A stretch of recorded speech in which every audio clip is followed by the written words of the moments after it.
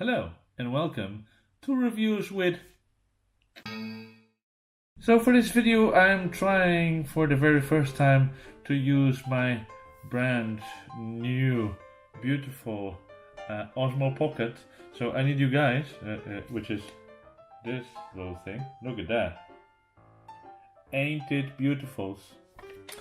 So I need you guys to tell me how the quality of this video is. Is it better? Is the sound all right? Yes, I'm amazed with this device right here. But that's not what we're here today. We're here to review a different thing. No. We're here to review this little bugger.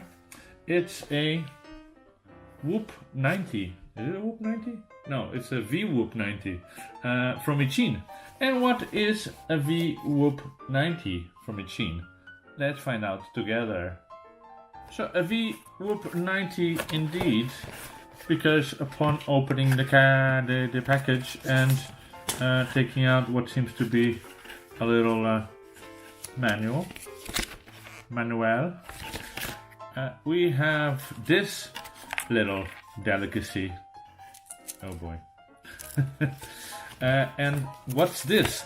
This is eachine's attempt to do a hoover that is also a whoop. Now, a lot of you will think that, oh, it's a clone. And I agree in some facts it is a clone, but for the first time, I think hopefully you shall always also agree that they not only cloned something, they actually improved it. Because the difference from this hoover is that on using this little servo here, it can transform from a hoover into a whoop. But does it work? I don't know. I haven't tried it yet. I just took it out of the box. Relax. Give me a moment, please. So, I had a look at this thing already. Yes, I cheated. And it seems that it's all of the parts that you use to make a UK or US 65. So the motors are, what are they? They are 90,000 kV. The flight controller is obviously like a UK or a US, actually, yeah, a UK or US 65. And then there is also, I think it's even exactly the same camera that the the UR65 or the UK 65 or the US 65 uses. So the only extra thing seems to be this little servo here that controls the paddles in the back and transforms it from a hoover to a whoop. No clue if this actually flies, or if it does fly, does it fly well. The battery seems to be inserted in the front, and it comes with, also worth mentioning, 3 250 high voltage batteries, a couple of extra props, some, I think this is like a foam that you can attach the flight controller to if it comes off, a little prop removal tool, and screwdriver, and a little USB charger.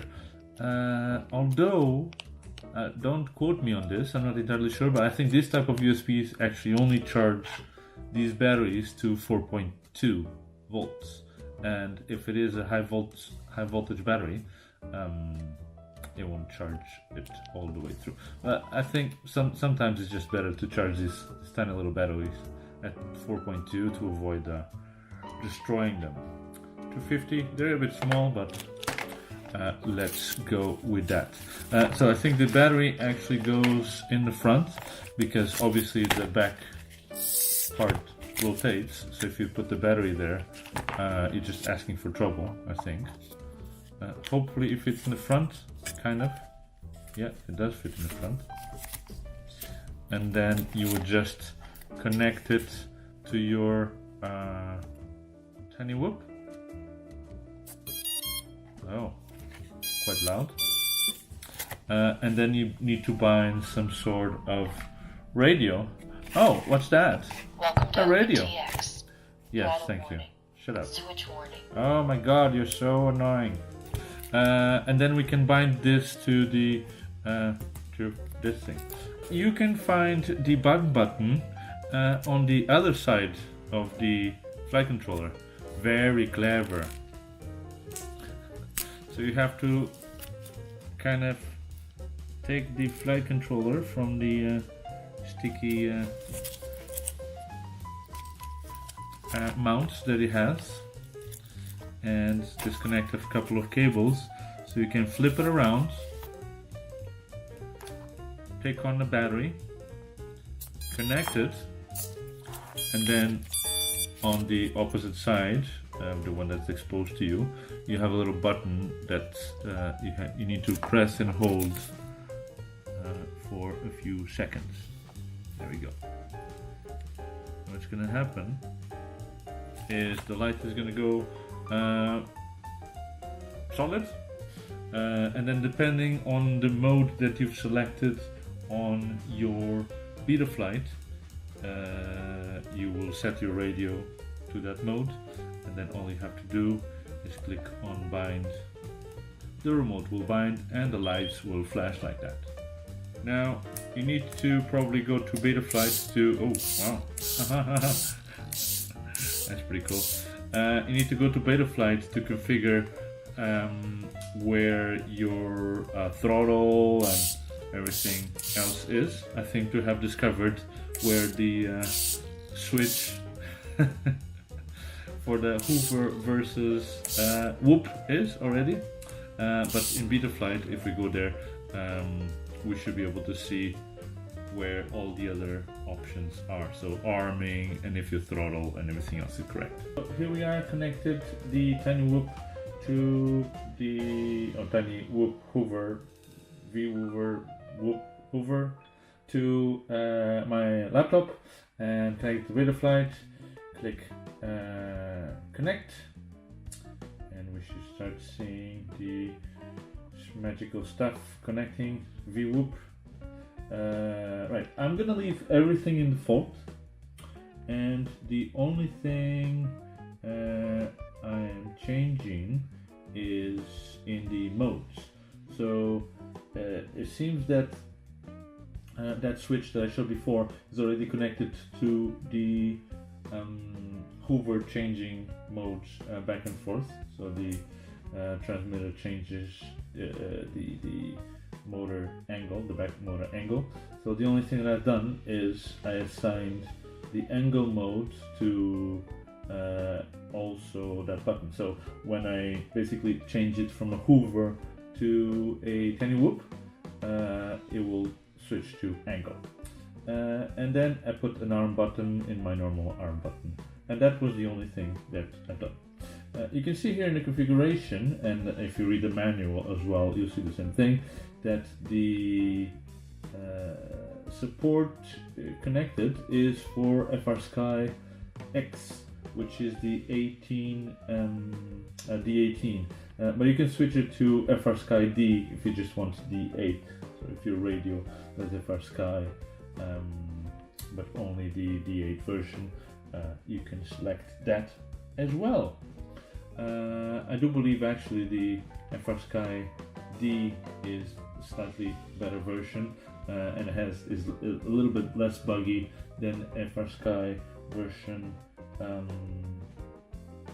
X, but it will be up to you guys. I'm gonna change mine and then rebind it in D8. Thank you very much. So once you're done with any changes that you might want, remember to save and reboot, and that's it. Okay, so for the very first time ever, we have a novelty to you. We have the first ever drone that I know of to be captured in a tracking mechanism using DJI Osmo Pocket. Let's see if it works. So you can see here the little mechanism that changes the Hoover into Whoop working there. and if you arm it, you see that nothing happens. That's because the probably the air mode is not enabled in the default configuration. So let's try it out. Let's arm it and try the hover mode first, I guess, and see if the tracking. Oh my god, that is mental.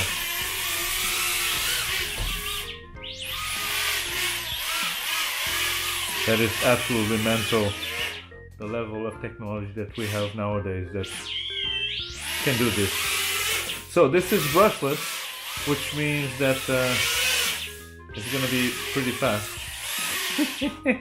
I'm just mesmerized looking at the footage of the Osmo early tracking the quad.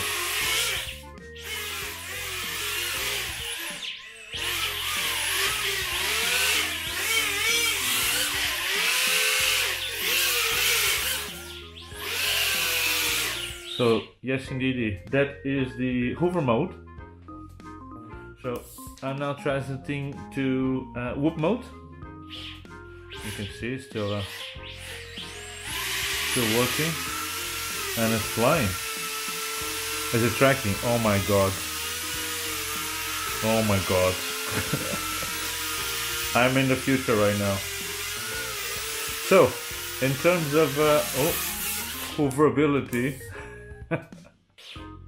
So let's try that again. Still in whoop mode.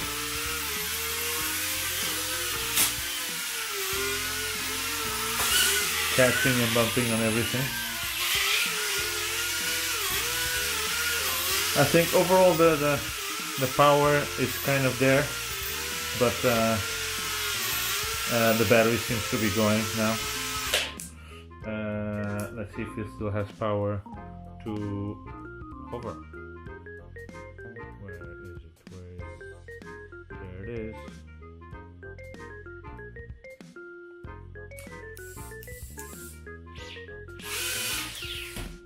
Telemetry lost. Telemetry. Oh, definitely the power. The power is going for sure. Right. Let's test another battery, but this time in FPV. How about that?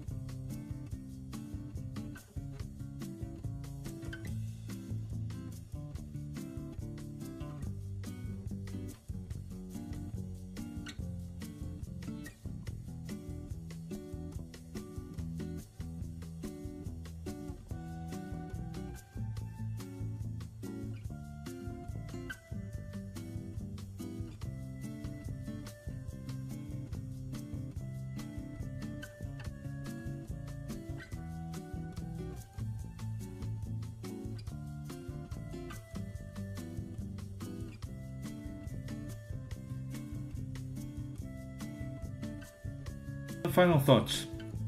I did enjoy it, especially the hover part is quite fast, and in FPV it just looks amazing.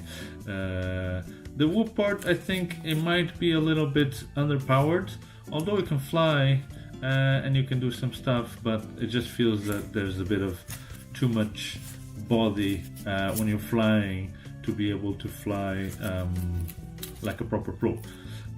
For someone new to the sport of FPV, definitely this is something fun that you can use both indoors and maybe a little bit outdoors. But yes, I think as the time passes, this foam is just gonna start peeling off and getting completely destroyed, especially if you start flying and hovering outside. I can see this foam getting destroyed very, very easily. The good thing is that you can probably just buy some foam board and recut it and just glue the motors and the back motors in it, and it'll be fine, as long as the back motors don't break, which is something that again, I'm not very, the quality is not the best that I've seen.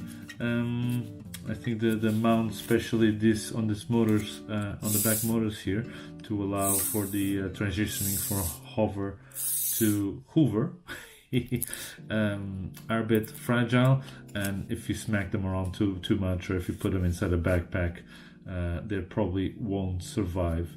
So if you do get one of these, just be careful on transportation. And yeah, I mean, the price, it might be a bit too high. I completely understand why. The reason is that all of these components are exactly the same ones that you use on a UK 65 or US 65.